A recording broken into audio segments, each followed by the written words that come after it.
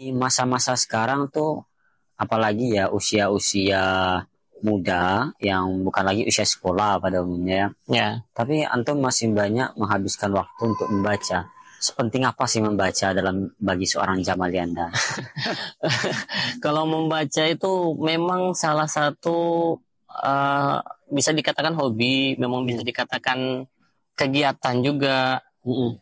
Kan ketika memang waktu yang kosong itu tidak digunakan dengan hal yang bermanfaat, tidak digunakan Hmm. dengan waktu yang sebaik-baiknya, Ya. waktu itu akan berakhir sia-sia saja. Makanya akan Hmm. menjadi suatu hal yang tertanam di dalam diri, apa yang sudah kita lakukan, seperti itu.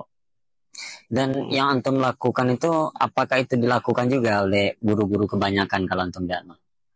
Kalau guru-guru ya, Hmm. saya pernah dengar, Nah. saya pernah ikuti pelatihan, kata-katanya seperti ini, Ah. guru yang terbaik adalah guru yang mau belajar.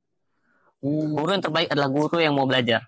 Itu quote saat saya mengikuti pelatihan trainer Al-Quran Metode Wafa. Guru Al-Quran Metode Wafa. Nah, Oh. guru yang terbaik adalah guru yang mau belajar. Kenapa?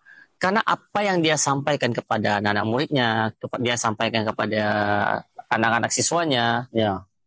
ya, dia secara tidak langsung menyampaikan, mentransfer ilmunya. Gitu. Kalau dia mau terus belajar, dia terus mengembangkan dirinya secara tidak langsung, dia memberikan yang terbaik untuk anak-anak muridnya. Anak muridnya. Karena itulah guru yang terbaik. Sebuah kata-kata orang zaman sekarang, lelaki tidak bercerita mal.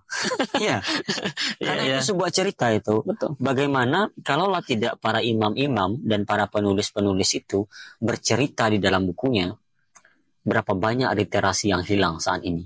Betul. Rata-rata penulis, rata-rata ulama itu kan memang laki-laki kan. Betul. Bagaimana laki-laki dikatakan tidak bercerita?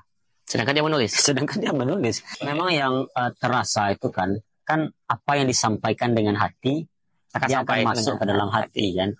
Ketika yang kita tulis adalah sebuah karangan yang hanya imajinatif saja, kita imajinasikan saja, mungkin tidak akan masuk ke dalam hati orang, ke dalam pikiran orang mungkin masuk.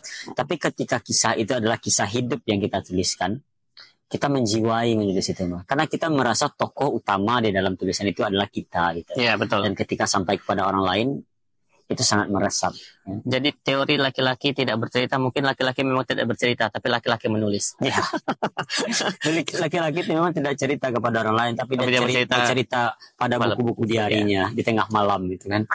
Secara tidak langsung pun orang membaca buku dia. Jadi dia bercerita kepada orang lain melalui tulisan. Ya, sampai jumpa lagi nanti. Ya, antum sering kan di sini? Ya, saya biasa berkegiatan di sini. Oh, saya berkegiatan di sini ya. Nanti kapan-kapan ya, mampir lagi. Ya, boleh. Ya, Assalamualaikum. Waalaikumsalam.